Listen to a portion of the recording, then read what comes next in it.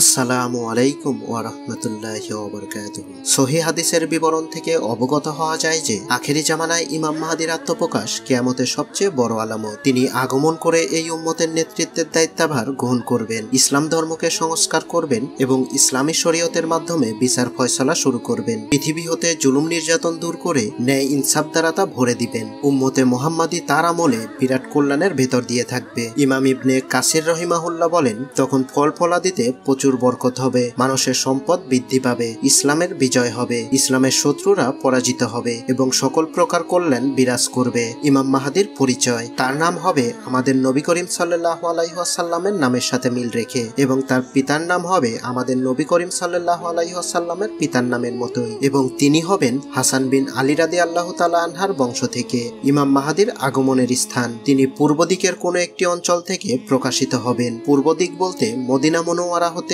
পূর্বের দিকে বোঝানো হয়েছে। নবী করিম সাল্লাল্লাহু আলাইহি ওয়াসাল্লাম বলেন, তোমাদের গুপ্তধনের নিকট তিনজন লোক ঝগড়া করবে, প্রত্যেকেই হবে খলিফার পুত্র, কেউ তা দখল করতে পারবে না। অতঃপর পূর্বের দিক থেকে কালো পতাকাধারী একদল সৈনিক আসবে, তারা ব্যাপক হত্যাকাণ্ড চালাবে। হাদিসের বর্ণনাকারী বলেন, এরপর নবী করিম সাল্লাল্লাহু আলাইহি ওয়াসাল্লাম এমন কিছু বিষয়ের কথা বর্ণনা করলেন যা আমি স্মরণ রাখতে পারিনি। ইমাম ইবনে কাসির রাহিমাহুল্লাহ বলেন, উল্লেখিত হাদিসে যে ধনভাণ্ডারের কথা বলা হয়েছে তা হলো কাবা ঘরের ধনভাণ্ডার। তিনজন খলিফার পুত্র তা দখল করার জন্য ঝগড়া করবে, কিন্তু কেউ তা দখল করতে পারবে না। সর্বশেষে আখিরি জামানায় পূর্বের কোনো একটি দেশ থেকে ইমাম মাহদী আগমন করবে। মূর্খ শিয়ারা সামেরার গর্ত হতে ইমাম মাহদী বের হওয়ার যে দাবি করে তা সম্পূর্ণ মিথ্যা। তারা আরো দাবি করেন যে তিনি গর্তের মাঝে লুকায়িত আছে। শিয়াদের একটি দল প্রতিদিন সে গর্তের কাছে দাঁড়িয়ে অপেক্ষা করে। এ ধরনের আরো অনেক হাস্যকর কাল্পনিক ঘটনা বর্ণিত আছে। এ সমস্ত কথার পক্ষে কোনো দলিল নেই, বরং এগুলো কোরআন হাদিস এবং বিবেক বহির্ভূত কথা। তিনি আরো বলেন, পূর্বাঞ্চলের লোকেরা তাকে সাহায্য করবে এবং তার শাসনকে সমর্থন করবে, তারা কালো পতাকাধারী হবেন। মোট কথা, আখিরি জামানায় পূর্ব দেশ হতে তার বের হওয়া সত্য।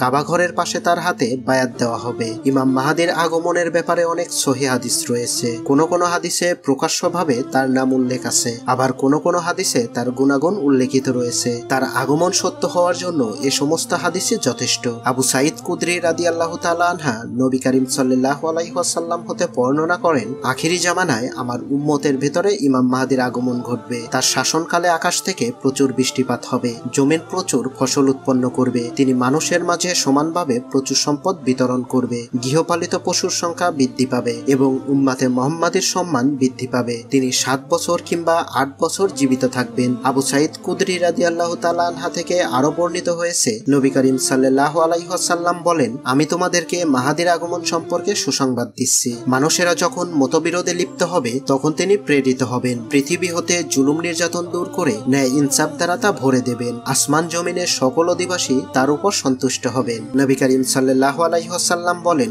মাহদী আসবেন আমার বংশধর হতে, তার কপাল হবে উজ্জ্বল এবং নাক হবে উঁচু। 7 বছর পর্যন্ত তিনি রাজত্ব করবেন। উম্মে সালামা রাদিয়াল্লাহু তাআলা আনহু বলেন, আমি রাসূল সাল্লাল্লাহু আলাইহি ওয়াসাল্লামকে বলতে শুনেছি, মাহদীর আগমন হবে আমার পরিবারের ফাতেমার বংশধর হতে। জাবের রাদিয়াল্লাহু তাআলা আনহা বলেন, নবী করিম সাল্লাল্লাহু আলাইহি ওয়াসাল্লাম বলেছেন, ঈসা আলাইহিস সালাম যখন অবতরণ করবেন তখন মুসলমানদের আমির তাকে বলবেন, আসুন আমাদের নামাজের ইমামতি করুন। ঈসা আলাইহিস সালাম তখন বলবেন, বরং তোমাদের আমির তোমাদের মধ্যে হতেই। এই উম্মতের সম্মানের কারণেই তিনি এই মন্তব্য করবেন। আবু সাঈদ কুদরি রাদিয়াল্লাহু তাআলা আনহা বলেন, আবু সাঈদ কুদরি রাদিয়াল্লাহু তাআলা আনহা রাসূল সাল্লাল্লাহু আলাইহি ওয়াসাল্লাম থেকে বর্ণনা করেন, ঈসা আলাইহিস সালাম যেই ইমামের পিছনে নামাজ পড়বেন তিনি হবেন আমাদের মধ্যে হতে। নবী করিম রাসূল সাল্লাল্লাহু আলাইহি ওয়াসাল্লাম বলেন, ততদিন দুনিয়া ধ্বংস হবে না যতদিন না আমার পরিবারের একজন আরবদের বাদশা হবেন, তার নাম হবে আমার নামে এবং তার পিতার নাম হবে আমার পিতার নামে, অর্থাৎ তার নাম হবে মুহাম্মদ বিন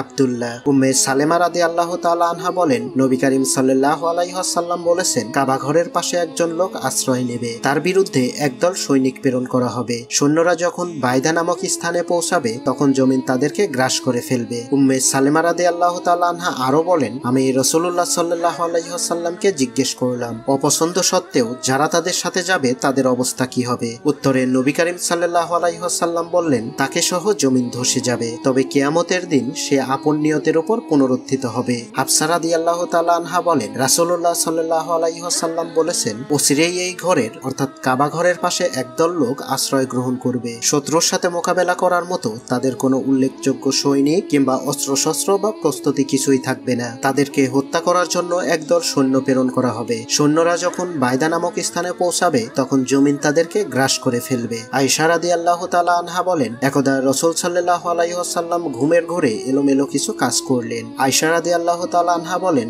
জাগ্রত হলে আমি তাকে বললাম, ঘুমের মধ্যে আপনি আজ এমন কিছু কাজ করেছেন যা অতীতে কখনো করেননি। তিনি বললেন, আমার উম্মতের একদল লোক কাবার পাশে আশ্রয় গ্রহণকারী কুরাইশ বংশের একজন লোকের বিরুদ্ধে যুদ্ধ করার উদ্দেশ্যে রওনা হবে। তারা যখন বাইদা নামক স্থানে পৌঁছাবে তখন তাদেরকে নিয়ে জমিন ধসে যাবে। আমরা বললাম, হে আল্লাহর রাসূল সাল্লাল্লাহু আলাইহি ওয়াসাল্লাম, তখন রাস্তায় বিভিন্ন ধরনের লোক থাকবে। নবী করিম সাল্লাল্লাহু আলাইহি ওয়াসাল্লাম বললেন, তাদের ভেতর এমন লোক থাকবে যারা নিজেদেরকে গোমরাহ জেনেও বের হবে, কাউকে বল প্রয়োগ করে আনা হবে এবং তাদের মধ্যে মুসাফিরও থাকবে। তারা সকলেই ধ্বংস হয়ে যাবে, তবে সকলকে আল্লাহ তাআলা নিয়তের উপর পুনরুত্থিত করবেন। তবে কিয়ামতের মাঠে আল্লাহ তাআলা সকলকে নিয়তের উপর পুনরুত্থিত করবেন। তাদেরকে নিয়তের উপর পুনরুত্থিত করার অর্থ তাদের কেউ জান্নাতে যাবে, আবার কেউ জাহান্নামে প্রবেশ করবে। যারা নিজেদেরকে ভ্রান্ত জেনে উক্ত ইমামের বিরুদ্ধে যুদ্ধ করতে বের হবে তারা জাহান্নামী হবে, আর যাদেরকে বাধ্য করে আনা হবে তাদের কোনো অপরাধ হবে না। এমনকি পথিক ও পার্শ্ববর্তী স্থানের লোকেরাও উক্ত ভূমিধস হতে রেহাই পাবে না। কিন্তু সকল শ্রেণীর লোক নিজ নিজ আমল নিয়ে পুনরুত্থিত হবে।